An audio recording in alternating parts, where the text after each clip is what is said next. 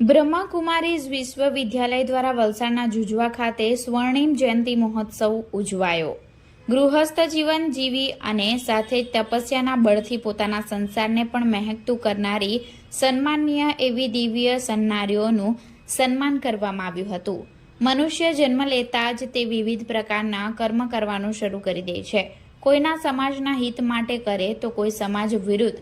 પણ બ્રહ્માકુમારી વિશ્વવિદ્યાલય એ માનવ જીવન કેવી રીતે સમાજ ઉપયોગી થાય, પોતે અને સમાજને પણ પુષ્પ સુગંધ જેવું મહેકાવે તેવું ઉદાહરણ પૂરું પાડ્યું છે.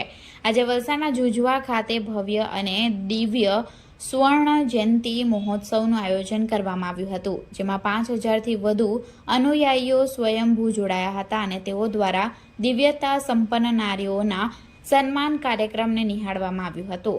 આ દિવ્ય મહોત્સવને નિહાળવા અને અનેરો લાહવો લેવા તેમજ જન સુધી પવિત્ર સંદેશ પહોંચે તે માટે વલસાડ જિલ્લા પંચાયતના પ્રમુખ મનહરભાઈ પટેલ તેમજ ધારાસભ્યશ્રીઓ જીતુભાઈ ચૌધરી, રમણભાઈ પાટકર, ભરતભાઈ પટેલ અને અરવિંદભાઈ પટેલ પણ ઉપસ્થિત રહ્યા હતા અને દિવ્ય મહોત્સવને નિહાળ્યો હતો.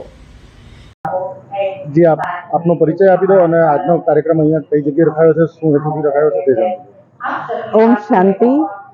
બ્રહ્માકુમારી વિદ્યાલય જે 80 વર્ષથી વિશ્વ પરિવર્તનનું કાર્ય કરી રહી છે, એના અંતર્ગત વલસાડમાં બ્રહ્માકુમારીની સેવાઓ શરૂ થઈ એના 50 વર્ષ પૂરા થયા છે.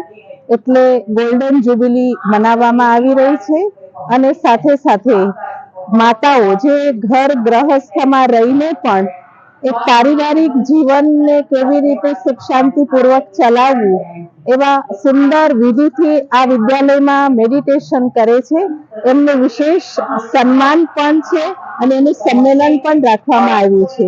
અને આ સંમેલન નિમિત્તે વિશેષ અમારા જે મુખ્ય દીદીઓ છે, આદરણીય આશા દીદી, દિલ્હી ઓઆરસી રિટ્રીટ સેન્ટર, બીજા છે યોગીનીબેન એ બોમ્બે પાર્લાથી, અને સલા દીદી મહેસાણાથી, અને ખાસ માઉન્ટ આબુથી ઉષા દીદી આવેલા છે.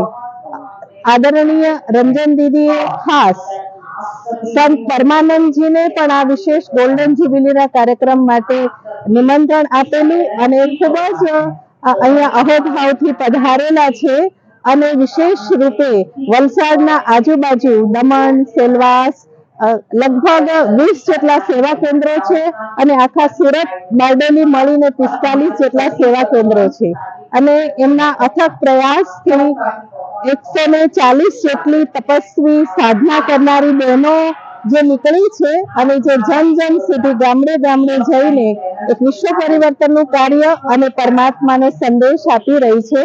તો આજના આ શુભ પ્રસંગે ગોલ્ડન જ્યુબિલી સેલિબ્રેશન અને સાથે સાથે માતાઓના સંમેલનનું પણ આયોજન કરવામાં આવેલું છે.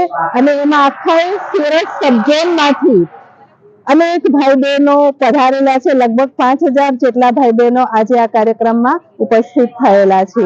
એમનું બ્રહ્મા ભોજન, એમનું પ્રસાદ, એમનું સન્માન એ ખૂબ જ સરળતાથી આજે ખૂબ જ બધાને અંદર ઉમંગ અને ઉત્સાહ છે અને ઉમંગ ઉત્સાહથી આજે આ સેલિબ્રેશન થઈ રહ્યું છે.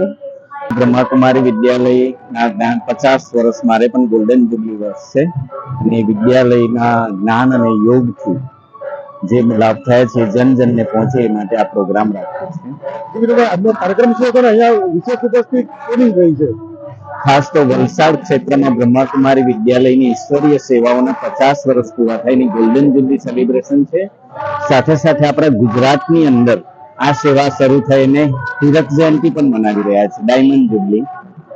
અને એ ડાયમંડ જ્યુબિલી અંતર્ગત સમગ્ર ગુજરાતમાં પવિત્ર જીવન યાત્રા સંમેલનોનું આયોજન સમગ્ર રાજ્યના દરેક જિલ્લાઓમાં કરવામાં આવે છે. તે પૈકી વલસાડ ખાતે બ્રહ્માકુમારી વિદ્યાલયમાં સાત્વિક જીવનશૈલી જીવનાર માતાઓ બહેનોનું સન્માન કાર્યક્રમ, જેમાં 1600 જેટલી માતાઓનું સન્માન અહીંયા કરવામાં આવશે.